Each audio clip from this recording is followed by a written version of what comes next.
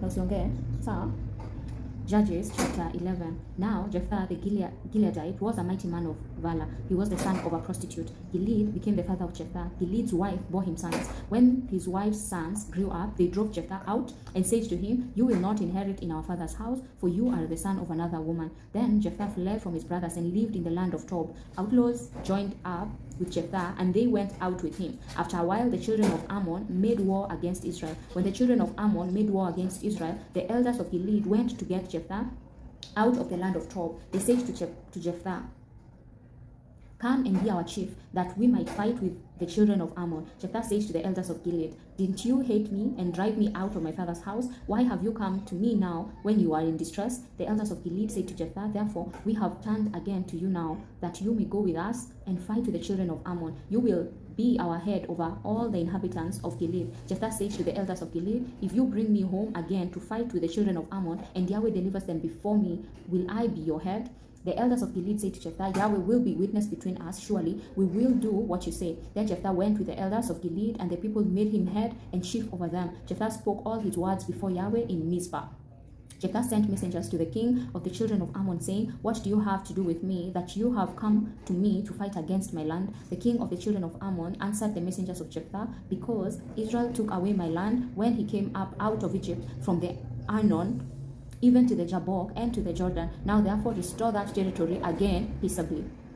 Jephthah sent messengers again to the king of the children of Ammon, and he said to him, "Jephthah says, Israel didn't take away the land of Moab, nor the land of the children of Ammon, but when they came up from Egypt, and Israel went through the wilderness to the Red Sea, and came to Kadesh, then Israel sent messengers to the king of Edom, saying, 'Please let me pass through your land.' But the king of Edom didn't listen. In the same way, he sent to the king of Moab, but he refused. So Israel stayed in Kadesh. Then they went through the wilderness and went around the land of Edom and the land of Moab, and came to the east side of the land of Moab, and they encamped on the other side of Arnon.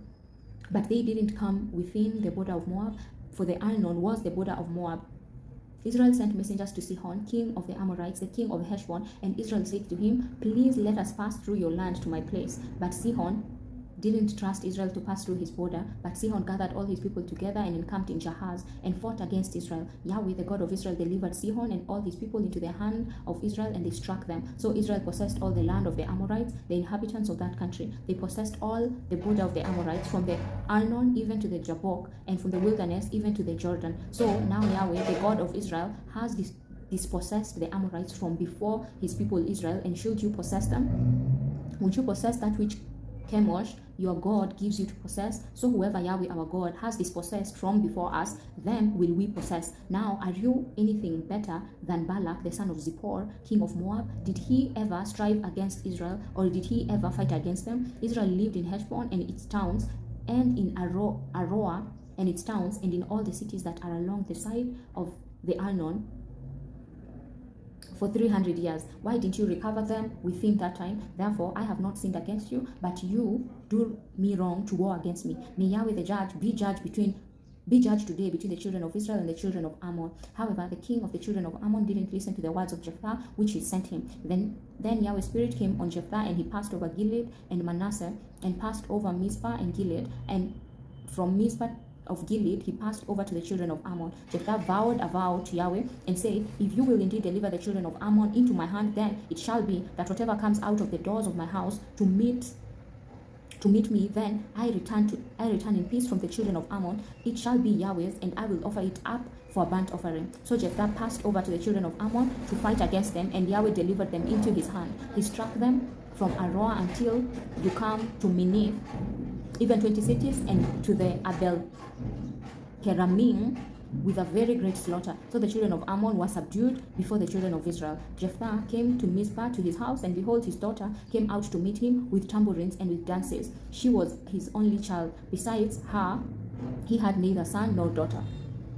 When he saw her, he tore his clothes and said, "Alas, my daughter, you have brought me very low, and you are one of those who trouble me, for I have opened my mouth to Yahweh, and I can't go back." She said to him, "My father, you have opened your mouth to Yahweh. Do to me according to that which has proceeded out of your mouth, because Yahweh has taken vengeance for you on your enemies, even on the children of Ammon." Then she said to her father, "Let this thing be done for me. Leave me alone 2 months, that I may depart and go down to the mountains and bewail my virginity, I and my companions." He said, "Go." He sent her away for 2 months, and she departed, she and her companions, and mourned her virginity on the mountains. At the end of 2 months, she returned to her father, who did with her according to his vow, which he had vowed. She was a virgin. It became a custom in Israel that the daughters of Israel went yearly to celebrate the daughter of Jephthah the Gileadite 4 days in a year.